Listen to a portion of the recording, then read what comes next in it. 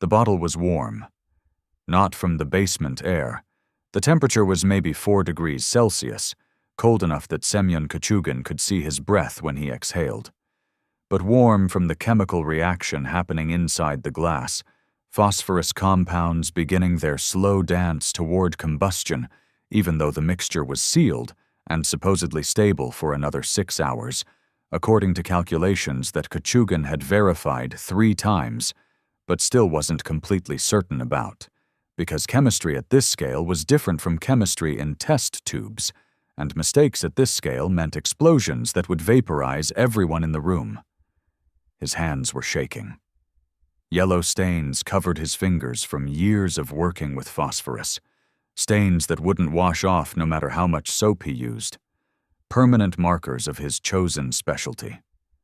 He set the bottle on the workbench carefully, more carefully than necessary, because dropping it would mean immediate death for himself, and probably everyone within 30 meters, would mean the defense committee had been right when they said his formula was too dangerous, would mean Maria Golovanova and the other workers who had spent the last 3 weeks manufacturing these bottles in secret had died for nothing.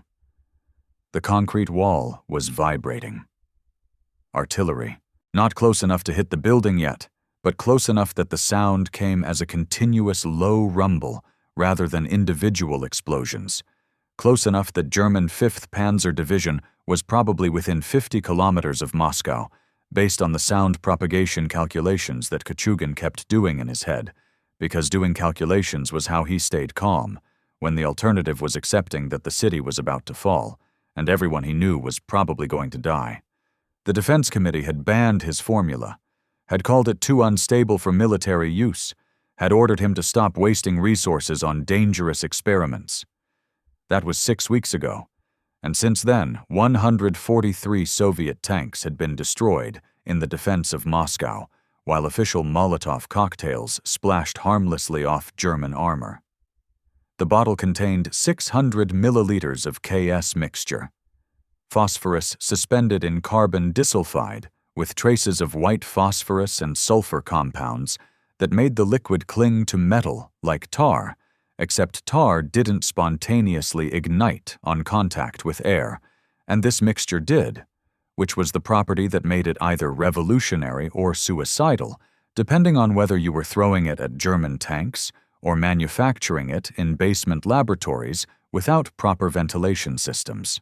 Kachugin had spent 21 years studying combustion reactions and thermal adhesion and the secret language of molecules that wanted to burn, and every calculation said this formula would work, would stick to tank armor and burn through paint and heat steel to critical temperatures and find every seam and ventilation gap until the crew inside either abandoned the vehicle or died from heat and smoke inhalation. But calculations weren't proof. The Defense Committee had been right about that, even if they were wrong about everything else. He needed to demonstrate the formula worked, needed to show that his unauthorized research hadn't been wasted effort, needed to convince someone with authority that the mixture which terrified official chemists was actually the weapon that could stop German tanks from rolling through Moscow's streets. The test needed to happen today, because German forces were advancing faster than intelligence reports suggested, and waiting meant the opportunity would pass, and the city would fall while he was still arguing with bureaucrats who thought university researchers should stick to teaching instead of developing weapons. The wreckage yard was on the eastern outskirts, 3 kilometers from the basement laboratory. Kachugin had walked there carrying the bottle wrapped in cloth, moving carefully to avoid jostling the mixture, trying not to think about what would happen if he tripped and dropped the glass, and 600 milliliters of self-igniting chemical compound spread across the pavement and ignited and turned him into a human torch before he could even scream. The yard contained destroyed Soviet equipment being scavenged for parts, including one knocked-out T-26 tank with its turret missing but hull intact, armor 15 millimeters thick, close enough to German Panzer specifications that test results would be meaningful. A small group had gathered. Word had spread quietly among workers at nearby defense plants who were desperate for anything that might work against German armor. They weren't supposed to be here. Neither was Kachugin. But they came anyway because official weapons were failing, and unauthorized weapons were better than no weapons, and someone needed to witness what happened when you threw chemistry at steel to determine whether the chemist was brilliant or insane, or possibly both. Sergei Petrov was there. Lathe operator. His son had died 3 weeks ago when a T-34 was hit by German anti-tank fire, and the crew burned alive inside the tank because the ammunition ignited and there was no way out, and Soviet tank design prioritized armor over crew safety, which meant tankers understood they were already dead the moment their vehicle was penetrated. Petrov stood with arms crossed, and expression suggesting he wanted to believe this bottle would work, but had seen too many promises already, had buried too many people who believed in promises that failed. One worker laughed when he saw the bottle, said it looked like piss in a vodka bottle, said Kachugin was wasting everyone's time with university theories that would fail the moment they encountered real German steel. The others didn't laugh, but they didn't disagree either. They had the expressions of people who hoped for miracles, but expected disappointment, who had been told repeatedly that Soviet science would save them, and then watched Soviet science fail to stop Panzer Divisions from advancing deeper into Russian territory every week. Kachugin walked to within 15 meters of the tank, close enough to simulate realistic throw distance from defensive position, far enough to be relatively safe if something went catastrophically wrong, though relatively safe at this distance meant possibly surviving instead of definitely dying, and surviving might mean severe burns and permanent scarring rather than instantaneous death, which was improvement but not comfort. The bottle was warm in his hand. The chemical reaction was accelerating. The mixture had maybe 2 hours of stability remaining before it became too volatile to handle safely. His mouth was dry. His heart was hammering against his ribs in ways that made focusing difficult. Everything came down to this moment. 21 years of studying combustion reactions, 3 years of developing this specific formula, 6 weeks of unauthorized manufacturing while German forces approached Moscow. If the mixture failed, if it splashed off harmlessly like official Molotov cocktails, then all the work had been wasted. The borrowed chemicals, the sleepless nights, the risk of tribunal if authorities discovered he had violated the Defense Committee ban. All of it would be proven wrong, and the workers watching would return to their factories knowing that even desperate measures failed, that German tanks were invincible, that Moscow's fall was inevitable. He threw. The bottle arced through morning air that was gray with smoke from fires burning in western districts. The glass struck tank armor with a sharp crack that echoed across the wreckage yard. The bottle shattered, and the world turned orange in ways that made everyone watching step backward involuntarily, because the flames weren't normal flames, weren't the brief flash of burning gasoline, weren't anything that looked like the Molotov cocktails they had seen Soviet soldiers throw at German tanks for months with minimal effect. The KS mixture spread across steel plate like liquid fire that had been given instructions and intelligence and malicious purpose.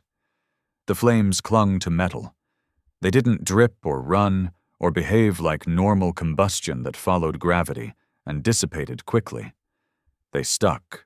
They spread horizontally across armor, finding every rivet and weld seam and imperfection in the steel. The heat was intense enough that Kachugin could feel it from 15 meters away, could feel his skin tightening from thermal radiation that was hotter than anything gasoline produced, hotter than official chemists said was possible from portable incendiary devices. The flames didn't extinguish. 30 seconds passed, and they were still burning with the same intensity. 60 seconds. 90. The steel was glowing red now, visible even through the flames, glowing in ways that meant the armor was approaching temperatures where structural integrity failed, and metal became plastic and deformable. The paint had burned away completely within the first 10 seconds. The primer was gone within 30 seconds. Now the flames were working directly on bare steel, oxidizing it, weakening it, heating it to critical temperatures where tank armor stopped being protective barrier and became liability that trapped crew inside oven. One of the workers was saying something in a voice that suggested shock or awe, or possibly religious revelation. Kachugin wasn't listening. He was watching the flames and doing calculations in his head about heat transfer and thermal penetration, and how long German tank crews could survive inside compartment where exterior armor was glowing red and interior surfaces were radiating heat that would cause third-degree burns on exposed skin within seconds. The mathematics were working exactly as predicted. The adhesive properties were better than calculations suggested. The thermal output was consistent with theoretical models. Everything was working. The unauthorized formula that Defense Committee had banned was working perfectly. 3 minutes. The flames showed no sign of diminishing. The steel armor now had visible cracks from thermal stress, fractures propagating from weld seams where the metal was already weakest, cracks that would have been entry points for flames and smoke if this had been operational tank with crew inside trying desperately to evacuate before they cooked alive. The test was succeeding beyond what Kachugin had dared hope. This wasn't just improvement over official Molotov cocktails. This was completely different weapon system with completely different tactical effects. This was chemistry that could actually stop German tanks. Petrov was staring at the burning armor with expression suggesting his understanding of what was possible had just been fundamentally revised. He asked how long the flames would burn. Kachugin said approximately 8 to 12 minutes, depending on mixture concentration and surface area coverage. Petrov asked if German tank crews could survive that long inside sealed compartment with exterior armor glowing red-hot. Kachugin said no. Absolutely not. The heat would be fatal within 2 minutes, even if crew didn't asphyxiate from smoke inhalation or suffer burns from touching interior surfaces that were conducting thermal energy through steel hull. The worker who had mocked the bottle wasn't laughing anymore. He was watching the flames with expression suggesting he was recalculating every assumption he had made about what chemistry could accomplish against armored vehicles. He asked whether Kachugin could manufacture more of these bottles. Kachugin said he had 46 more already manufactured, hidden in the basement laboratory behind crates of glassware, each one containing the same mixture that was currently demonstrating that German panzers weren't invincible after all. 5 minutes.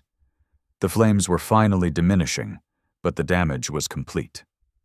The steel armor had warped from thermal stress. The paint and primer were completely burned away. The surface was oxidized and pitted from chemical attack. If this had been operational tank, it would be effectively destroyed even if the crew had somehow survived, would require complete armor replacement before returning to service, would be combat loss even without ammunition detonation or catastrophic structural failure. 1 bottle. 600 milliliters of chemical mixture. Complete destruction of armored vehicle that official weapons couldn't meaningfully damage. His name was Semyon Kachugin. He was 37 years old, with thin shoulders and thick glasses, and hands stained yellow from 2 decades of working with phosphorus compounds. He was a chemist at Moscow University, which meant he had credentials and publications and academic reputation, but not the kind of authority that made Defense Committee listen when he proposed weapons that violated their assumptions about how chemistry should behave in tactical applications. He had submitted his formula to official channels 6 weeks ago and been rejected as too dangerous, been mocked for suggesting that unauthorized researcher could improve on work done by state chemists with decades of experience, been ordered to stop wasting resources on experiments that official experts had already determined were impractical. But official experts had been wrong. The test proved they were wrong. The burning tank proved that chemistry could defeat steel in ways that conventional wisdom said was impossible. Kachugin had the evidence now, had witnesses, had demonstration that his unauthorized research had produced weapon that actually worked instead of theoretical possibility that looked impressive on paper but failed when encountering actual German armor. The question was whether this evidence would be enough to overcome institutional resistance to innovation, whether Defense Committee would admit their initial rejection had been mistake, whether bureaucratic pride would yield to tactical necessity when confronted with proof that forbidden formula was exactly what Soviet Union needed. The flames finally extinguished after 7 minutes. The steel armor was still radiating heat, still glowing dull red, still hot enough that approaching closer than 5 meters would cause burns. Petrov walked around the tank examining the damage from different angles. He ran calculations in his head about how many bottles would be needed to disable German Panzer, about production capacity, about distribution logistics. He asked Kachugin whether the formula could be manufactured at scale with available resources. Kachugin said yes, but it required proper facilities, proper safety equipment, proper ventilation systems that basement laboratories didn't have and wouldn't have unless Defense Committee authorized production officially instead of forcing manufacture to happen in unauthorized locations where accidents were inevitable. The workers were talking among themselves in voices suggesting excitement mixed with apprehension. They understood they had witnessed something significant, but also understood that significance didn't guarantee implementation, that Soviet bureaucracy had killed good ideas before through inertia and institutional resistance and preference for authorized approaches over unauthorized innovations, regardless of effectiveness. Someone asked whether Kachugin would be arrested for conducting unauthorized tests. Kachugin said probably yes if Defense Committee found out about this demonstration before he could present results through proper channels, which meant he needed to move quickly, needed to document everything, needed to prepare presentation that couldn't be dismissed as easily as his initial proposal had been dismissed 6 weeks ago. Let's pause here for a moment. If you find value in stories like this, you can support the channel by liking the video and subscribing. After watching, leaving a brief comment, even a simple word, helps more than you might expect. Your support keeps these stories alive and visible. Thank you. Let's move on. The second meeting with Defense Committee happened 3 days after the test. Kachugin had spent those 3 days preparing documentation, gathering witness testimony from workers who attended the demonstration, photographing the damaged tank armor from multiple angles to show thermal damage and structural warping that couldn't be attributed to normal Molotov cocktail effects. He had calculated production requirements, safety protocols, manufacturing costs, training procedures for workers who would be handling mixtures that self-ignited on contact with air and therefore required handling procedures that were completely different from protocols used for official Molotov cocktail production. The meeting room was different from the first meeting. Smaller, fewer attendees. Only 8 people instead of 23, which suggested either that Defense Committee considered this topic less important than initial proposal, or that someone had decided fewer witnesses would be better if the meeting's conclusion was to discipline Kachugin for conducting unauthorized weapons tests in violation of explicit orders to cease research. The general from the first meeting was there, the one who had laughed during Kachugin's presentation, the one with medals from Finnish War and expressions suggesting he viewed chemists as useful servants who should stay in their lanes rather than proposing innovations that challenged military doctrine. Professor Dmitry Lebedev was there, the state chemist who had declared KS mixture theoretically sound but practically impossible. He was 63 years old, head of Moscow Chemical Institute, author of 47 papers on combustion reactions, the kind of academic authority whose opinions carried institutional weight that could kill projects regardless of empirical evidence. He looked at Kachugin with expression suggesting either resentment that unauthorized researcher had demonstrated something official, chemists said was impossible, or professional curiosity about whether the test results were actually reproducible under controlled conditions. Kachugin presented his evidence methodically, showed photographs of damaged tank armor, presented witness testimony from workers who attended demonstration, explained the chemical mechanism that allowed KS mixture to cling to metal surfaces and maintain combustion for extended duration, provided calculations showing that production could scale to thousands of bottles per day if proper facilities were authorized, that costs per unit were comparable to official Molotov cocktails, that safety risks could be managed with appropriate protocols that he had already developed through 3 years of unauthorized research. The general listened with expression that hadn't changed from 6 weeks ago. He asked whether Kachugin understood that conducting unauthorized weapons tests violated Defense Committee directive. Kachugin said yes, but argued that directive had been issued based on incomplete understanding of formula's properties. That demonstration proved mixture was effective in ways that official chemists had declared impossible. That tactical situation had deteriorated to point where unauthorized innovation was preferable to authorized failure. The general didn't respond to this argument directly. He asked Lebedev whether the test results changed his assessment of formula's practicality. Lebedev hesitated. This was significant. He could have dismissed the results immediately, could have found technical reasons to question test methodology, or suggest that success was an anomalous result that wouldn't reproduce under operational conditions. But he hesitated, which suggested the evidence was strong enough that even institutional pride couldn't completely overcome empirical demonstration. He said the thermal adhesion properties appeared genuine based on damage patterns visible in photographs.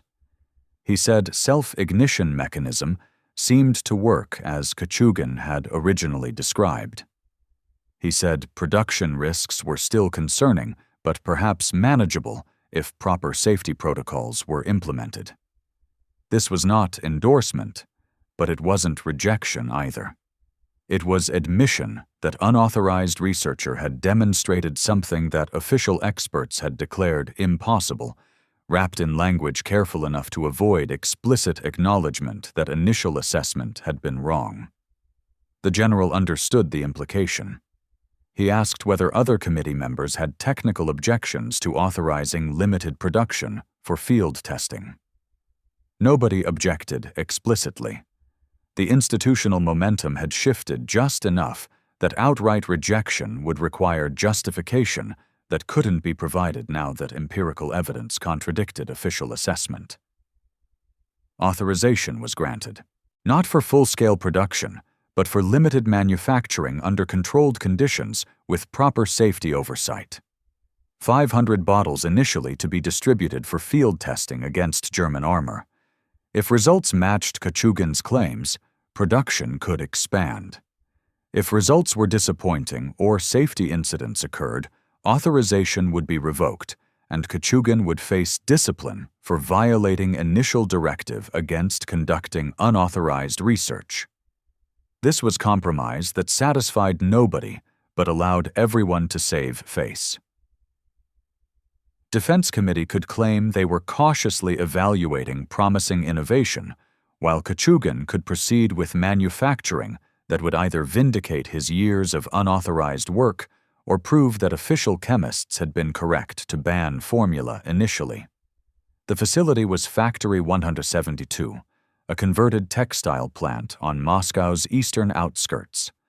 The machinery for manufacturing clothing had been removed and replaced with chemical mixing equipment, ventilation systems that Kachugin had specified in his safety protocols, storage areas for volatile compounds that needed to be separated to prevent accidental reactions.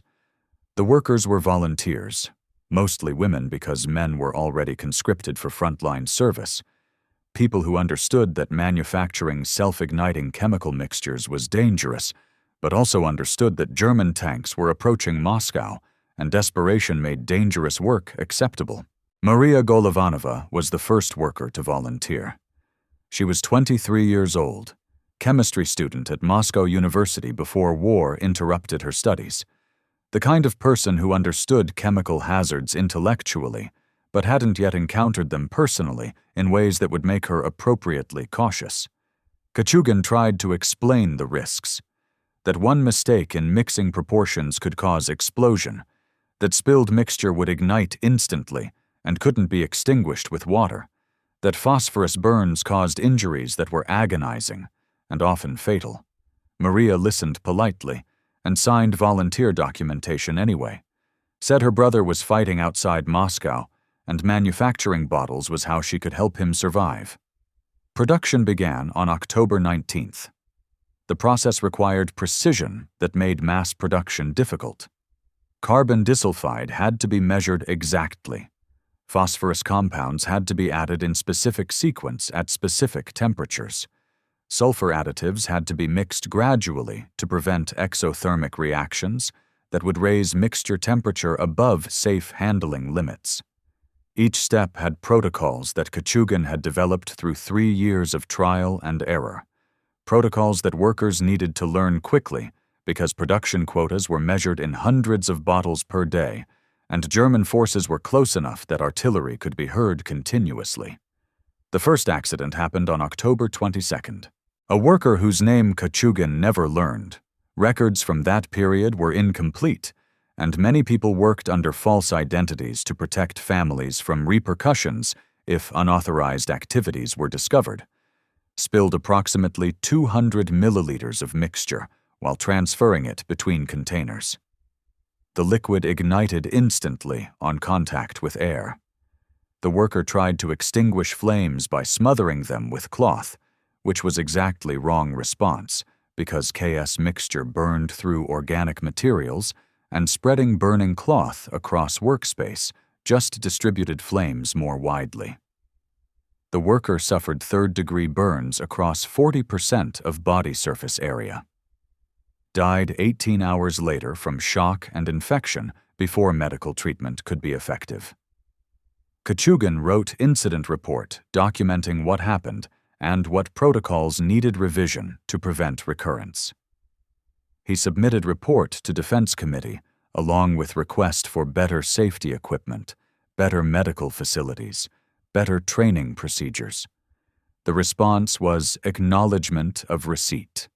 No indication whether recommendations would be implemented. No authorization for additional resources. Just bureaucratic confirmation that report had been filed and would be reviewed through appropriate channels, which meant probably never reviewed at all because committee members were focused on tactical situation rather than worker safety concerns. Production continued. More accidents occurred. Workers who mixed chemicals incorrectly and caused small explosions that destroyed equipment and injured personnel. Workers who inhaled phosphorus fumes and developed respiratory damage that was permanent even if not immediately fatal. Workers who suffered burns from spilled mixture and spent weeks in hospitals recovering from injuries that left permanent scarring. Kachugin documented every incident, wrote reports explaining what went wrong and how to prevent similar failures, submitted recommendations that were acknowledged but rarely implemented because resources were stretched too thin and worker safety was lower priority than production quotas. The production challenges weren't just about safety. The chemical supply chain was constantly disrupted by German bombing raids that targeted industrial facilities. Phosphorus supplies ran low when the factory producing them was destroyed in November. Carbon disulfide became scarce when rail lines were damaged and shipments couldn't reach Moscow. Sulfur compounds had to be substituted with whatever alternatives were available, requiring Kachugin to recalculate mixture ratios on the fly to maintain effectiveness while using substandard materials. Storage presented another problem. The bottles couldn't be stockpiled for long periods because the mixture degraded over time, becoming either too volatile to handle safely or too stable to ignite reliably. This meant production had to match distribution closely, had to coordinate with military units that needed bottles without creating dangerous inventory buildups in warehouses that could explode if mishandled. The logistics were complex and failure-prone, requiring constant improvisation as supply chains broke and reformed under pressure of German advance. Worker turnover was catastrophic.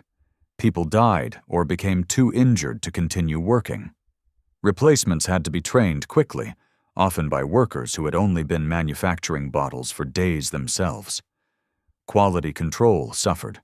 Some batches were too weak, failing to ignite properly when thrown at tanks.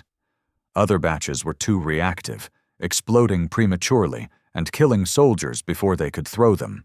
Kachugin spent increasing amounts of time troubleshooting quality problems rather than improving the formula, addressing symptoms of inadequate production infrastructure that defense committees still wouldn't properly fund, despite evidence that bottles were strategically valuable. But despite these problems, production scaled. By December 1941, Factory 172 was producing 3,000 bottles per week.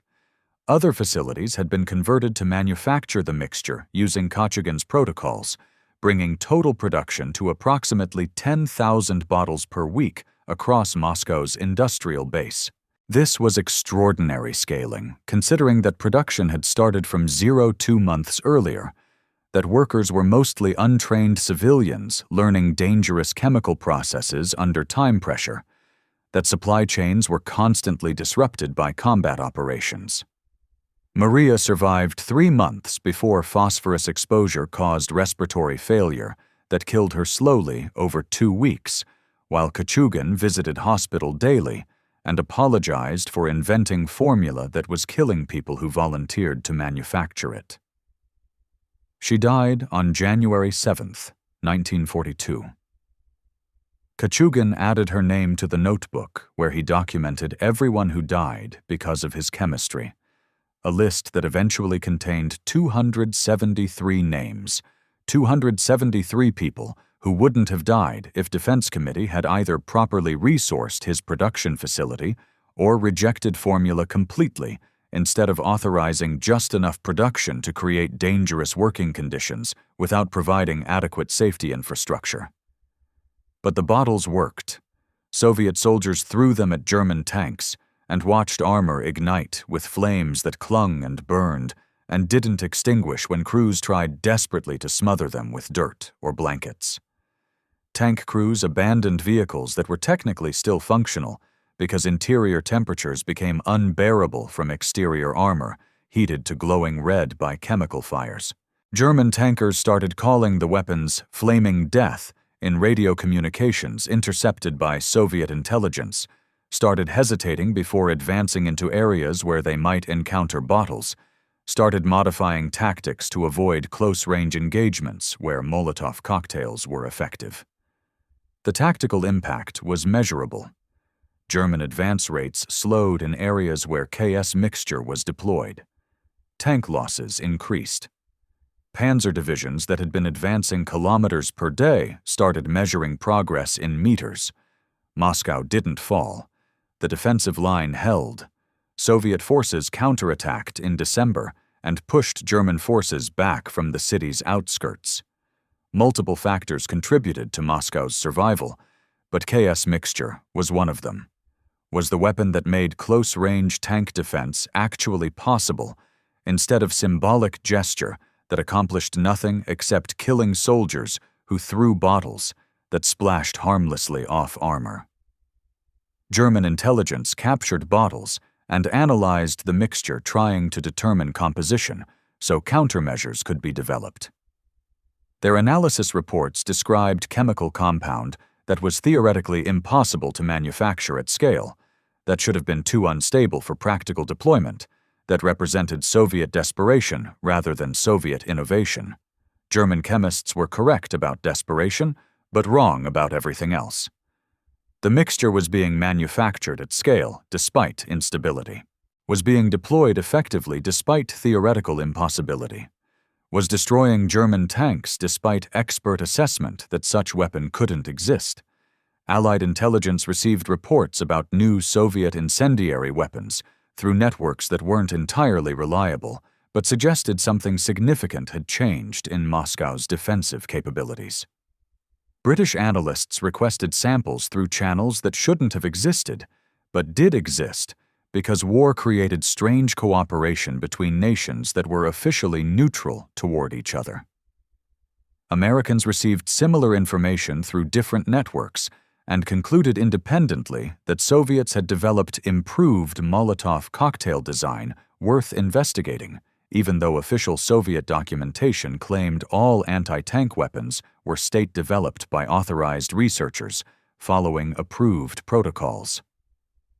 The truth was that Kachugin's formula was being manufactured in basement workshops and converted factories across Moscow using protocols that violated every safety regulation that existed, was being distributed to soldiers through informal networks that bypassed official supply chains, was being deployed in ways that Defense Committee never authorized and probably didn't know about until casualty reports showed German tank losses that couldn't be explained by authorized weapons systems. The weapon that official chemists declared practically impossible was stopping German tanks across the entire Moscow defensive perimeter. The formula that Defense Committee banned was saving the city. In 1942, Kachugin submitted formal request for recognition, not for himself specifically, but for the workers who died manufacturing his mixture, for Maria and the 272 others whose names filled his notebook. He requested medals, commendations, official acknowledgement that their deaths had military value, that they hadn't died in vain from workplace accidents, but had sacrificed lives for weapon that helped save Moscow. The request was processed through bureaucratic channels and eventually disappeared without response beyond acknowledgement of receipt. He submitted second request 6 months later. Same result. Third request in 1943, fourth in 1944. Each time the request was acknowledged and filed and forgotten. Defense Committee wasn't interested in acknowledging that unauthorized researcher had developed war-winning weapon. Wasn't interested in admitting that official chemists had been wrong. Wasn't interested in drawing attention to fact that their initial rejection had delayed deployment of effective anti-tank weapon by 6 weeks, during which 143 Soviet tanks were destroyed unnecessarily. The medals went to generals and tank commanders. The recognition went to official research programs that claimed credit for innovations they hadn't developed. The glory went to people who had initially mocked and banned Kachugin's work. Kachugin received nothing except quiet satisfaction of knowing that bottles worked, that tanks stopped, that Moscow survived partly because he refused to accept bureaucratic rejection as final answer. Maria's sister visited him in 1953. She was 35 by then, married with children, carrying scars on her hands from her own time, working in Factory 172 manufacturing bottles that killed German tanks and Soviet workers with equal efficiency.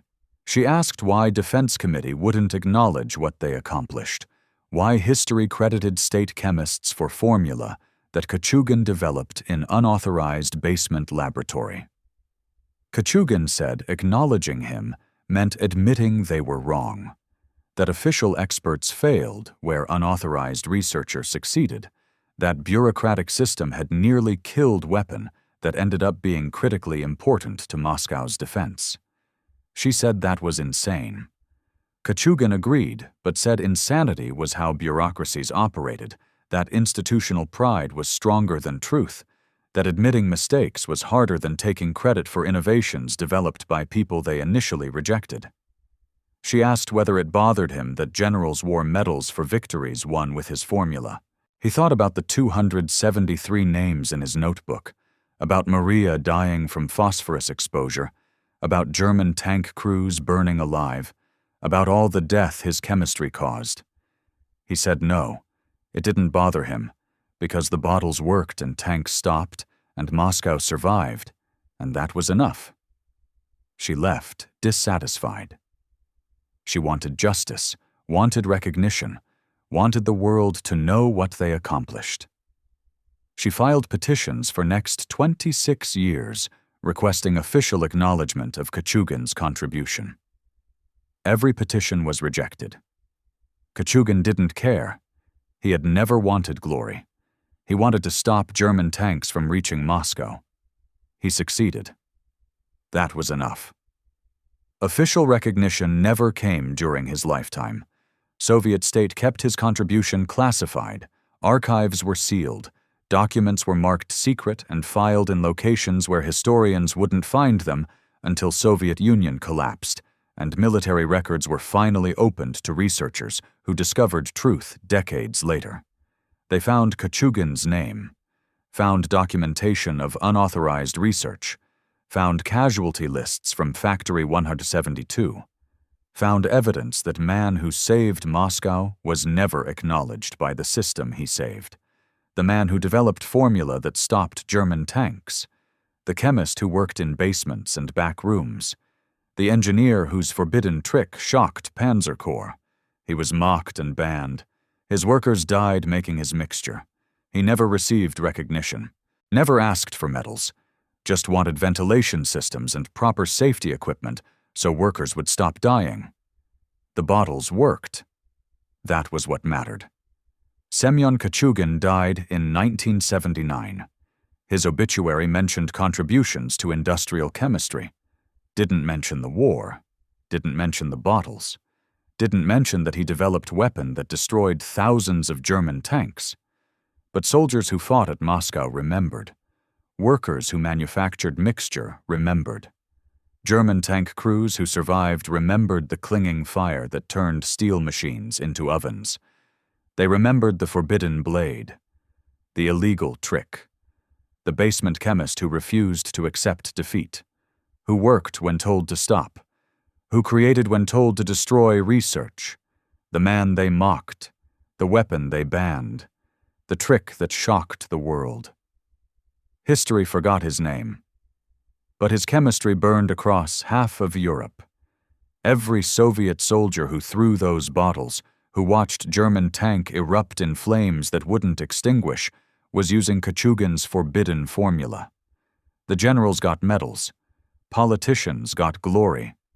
Kachugin got nothing except satisfaction of knowing that when Moscow needed miracle, when official weapons failed, when authorized chemists gave up, his forbidden mixture worked. His illegal chemistry stopped tanks. His banned invention saved the city. That was enough. That had always been enough. The basement chemist with yellow-stained hands and formula too dangerous to use, until it became the only thing that could save them. Until the weapon they mocked became the weapon that won the war. They laughed at him, banned his work, called him reckless and dangerous. Then when tanks came, when Moscow burned, when nothing else worked, they used his trick, filled his bottles, threw his mixture, and German panzers, the unstoppable steel monsters that crushed Poland and France, that rolled across Russia like avalanche, those invincible machines met their match in glass bottle filled with amber liquid. Chemistry defeated steel. Forbidden formula defeated German armor. Mocked chemist saved Soviet Union. That's the story they never told. The triumph they never acknowledged. The hero they never honored. But bottles remember. Burned-out tanks remember. Surviving German crews remember. They remember when glass and chemistry proved stronger than steel. They remember when mocked became victor, when banned became essential. They remember Semyon Kachugin, even if history forgot, the forbidden blade that cut through German armor, the illegal trick that shocked Panzer Corps, the basement formula that saved Moscow. That was his legacy, not in medals or monuments, but in every Soviet soldier who survived because German tank burned before advancing, in every civilian who lived because panzers stopped outside the city. In the end, Kachugin's greatest trick wasn't the formula itself. It was proving that sometimes the system is wrong, that sometimes banned idea is right idea, that sometimes mocked solution is only solution, and that chemistry, mixed in basement by stubborn man who refused to give up, can change history's course, even if history never writes your name.